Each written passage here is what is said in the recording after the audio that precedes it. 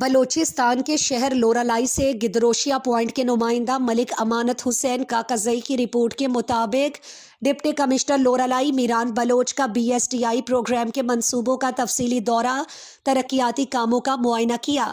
Deputy commissioner Loralai Miran Baloch نے Balochistan special development initiative BSTI programme کے تحت ضلع لورالائی میں جاری مختلف ترقیاتی منصوبوں کا دورہ کیا۔ اس موقع پر ایڈیشنل ڈپٹی کمشنر محمد اسماعیل مینگل اور اسسٹنٹ کمشنر بوری ندیم اکرم بلوچ بھی ان کے ہمراہ موجود تھے۔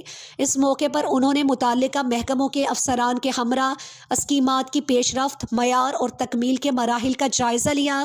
ڈپٹی کمشنر لورالائی میران بلوچ نے کٹوئی موڑ پر فٹ پاتھ کا جائزہ لیا اور کام کی رفتار اور مجموعی کارکردگی پر اطمینان کا اظہار کیا۔